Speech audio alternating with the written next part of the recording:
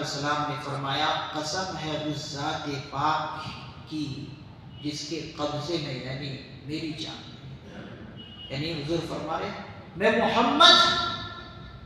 جس کے قبضے میں میری جان ہے،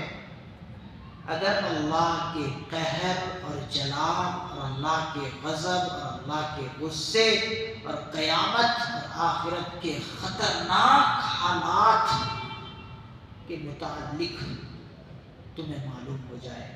جو مجھے معلوم ہے کہ اللہ کا قہر کتنا خطرناک ہے، اللہ کا جلال، اللہ کا غصہ کتنا خطرناک ہے، آخرت کے وہ ہولناک مناظر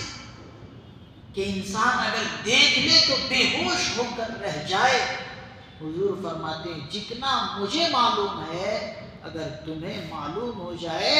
تو تمہارا ہنسنا بہت کم ہو جائے اور رونا بہت زیادہ ہو جائے۔ آج جو تم ہنس رہے ہو اس ہنسنے کی وجہ یہ ہے کہ تمہیں اللہ کا قہر ابھی معلوم ہے جو مجھے معلوم ہے۔ تم جو ہنس رہے ہو آج ہنسی خوشی سے جو جی رہے ہو اللہ کو بھول کر، وجہ یہ ہے کہ تمہیں آخرت کے ہولناک خطرناک منظر اور نقشہ تمہیں بھی معلوم ہے جو مجھے معلوم ہے۔ حضرات محدثین نظام فرماتے ہیں کہ یہ ہولناک مناظر اور ہولناک نقشے انبیاء علیہ السلام کو دکھاتے ہیں۔ انبیاء علیہ السلام کے علاوہ اور اسی طریقے سے فرشتوں کے علاوہ کسی اور کو دکھاتے نہیں، جیسے انسان کو نہیں دکھاتے اللہ تعالیٰ، کیونکہ یہ اگر انسانوں کی نظروں میں آ جائے تو پھر وہ انسان کے پاس کان بھی نہیں ہے کہ ان چیزوں کو سن کر زندہ رہ جائے، اور وہ آنکھیں بھی انسانوں کے پاس نہیں ہے کہ ان آنکھوں کو وہ آنکھیں ان چیزوں کو دیکھ کر ان کی آنکھیں درست رہ جائے، ان کا چین و سکون برقرار رہ جائے، ہو ہی نہیں سکتا، بلکہ یہ حالات دیکھ کر ان کا چین و سکون ہی ختم ہو جائے۔ اسی لیے اللہ نے عام لوگوں کے لیے ان کو ظاہر نہیں کیا، انبیاء علیہ السلام پر منکشف کیے ہیں، دکھلائے ہیں، کیونکہ ان کو امت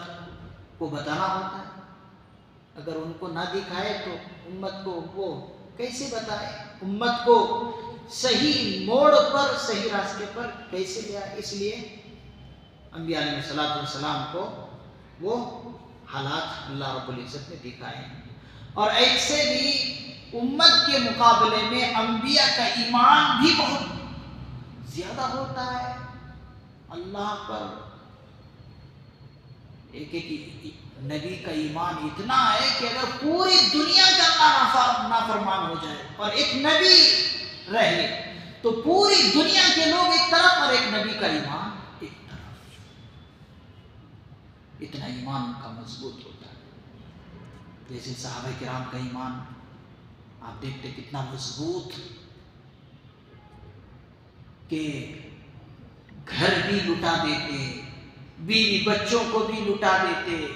ساری پراپرٹی ایمان کی حفاظت کے لیے لٹا دیتے، اپنی جان کو گنوا دیتے ایمان کی حفاظت کے لیے، کبھی ان کی زبان سے کلمہ کفر نہیں نکلتا۔